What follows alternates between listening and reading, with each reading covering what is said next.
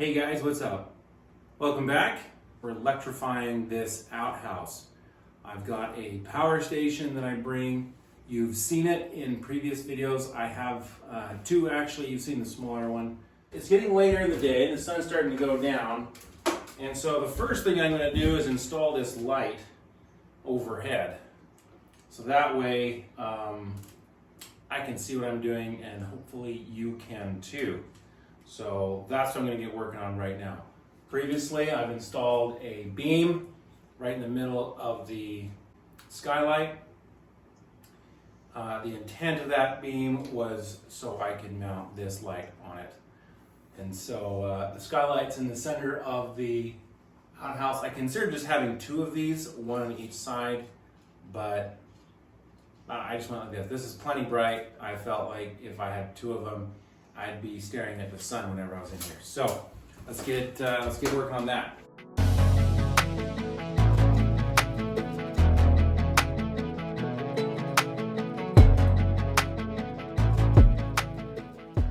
It is now completely dark outside, and as you can see, we are lit. So hooray!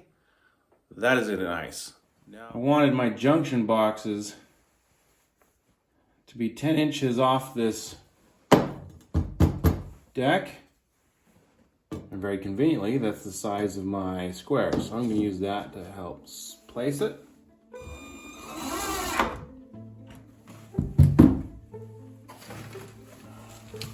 This 20 amp cord, I cut that off, which I'm really sad about, but I didn't know how else to do this. Maybe one of you is going to scream at me in the comments. But cut this in, expose the wires. This will be my main power coming in.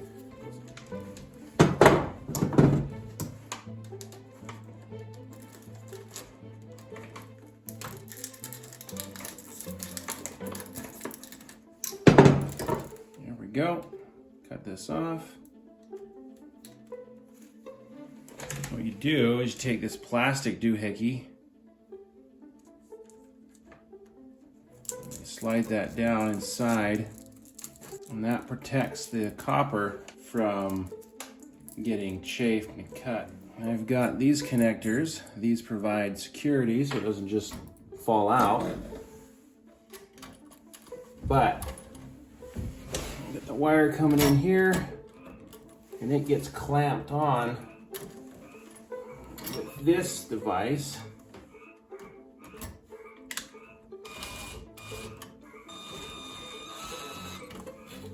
There we go. Time to break my heart.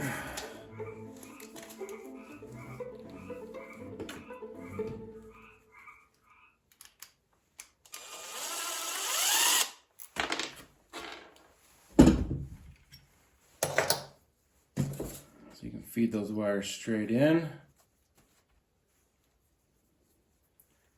and then bend it. Put this thing back on, just like that. All right, plug. This will plug into my power box. I was struggling trying to figure out how do I connect these two. There is a technique to use it with a wire nut, but I don't know that technique very well. So I'm going to use this, it's called a Wago. They're literally just little clamps. You stick the black, for example, two blacks together and it connects the two. There. They are all connected. These two have two wires in each. This ground has a third, and that third ground is connected to that spot right there. That way if this gets energized, it will go to ground and not hurt you.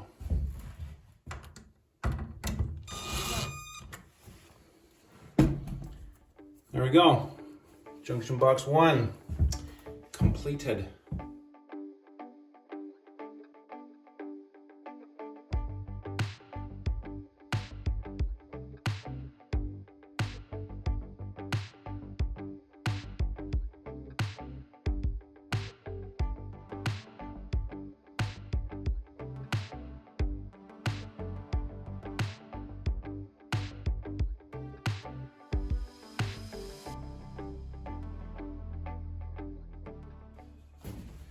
This first outlet, I'm going to use a GFCI, and this will offer, you know, electrical shock protection and stuff. So this whole circuit from this box forwards, including the overhead lights, the outdoor lights, anything else I hook into this circuit, will be protected by the GFCI.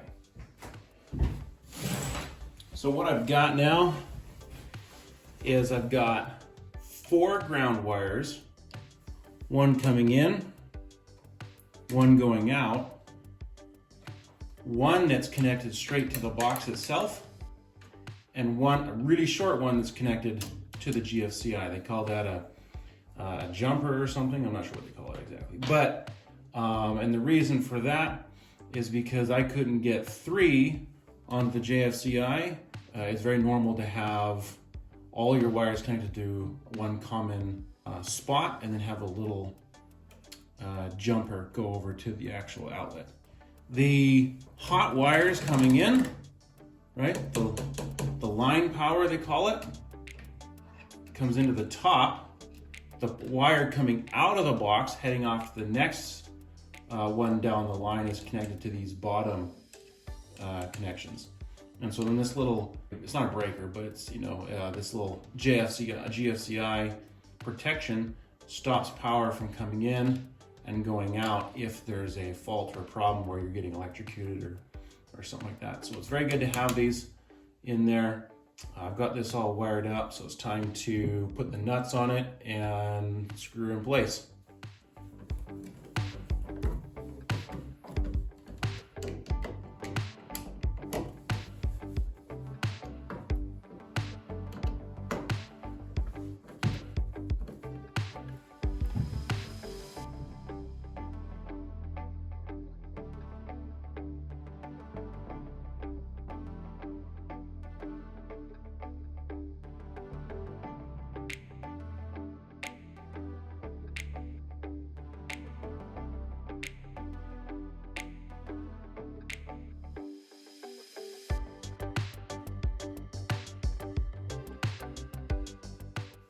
What I got here is I've got the socket for the exterior light.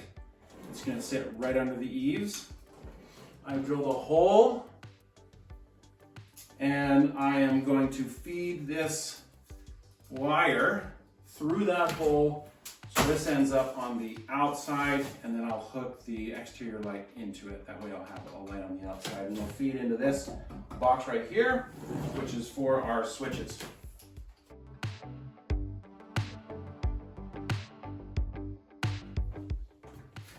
Okay, this is the last bit.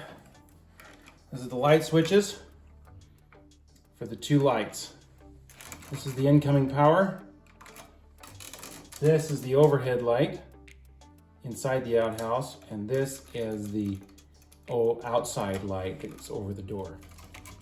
Normally what you're supposed to do is loop the hook so that when you tighten the screw, it tightens the hook. Nice little twist. There we go. There's a little bracket right here that's supposed to hold the wire.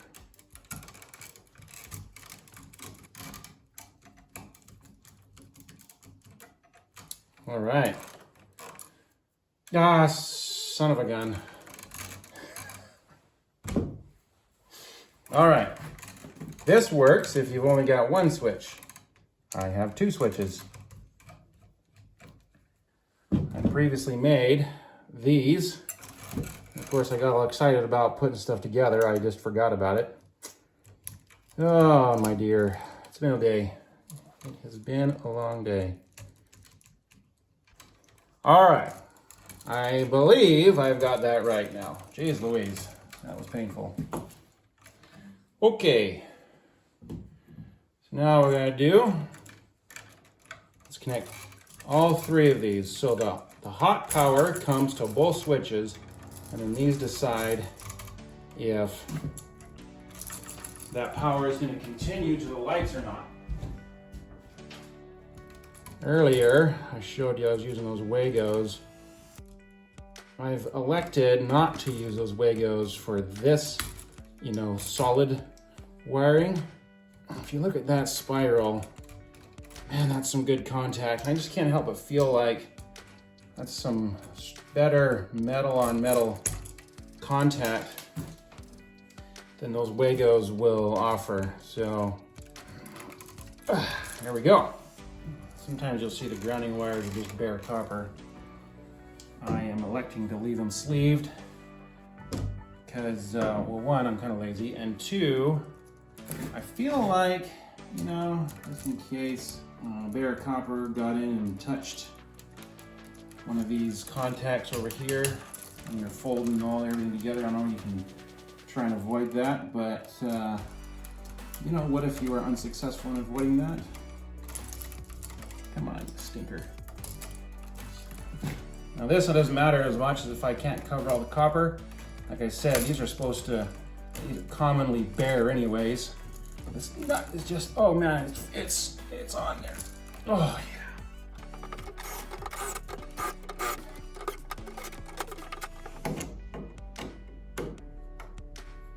All right.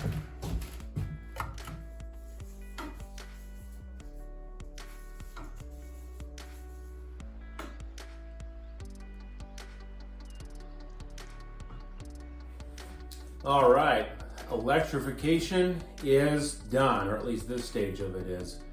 I don't have any plans to further it, but you never know. That's the thing about these projects, is they just keep on creating more projects. I hope that you have enjoyed watching the electrification of this outhouse.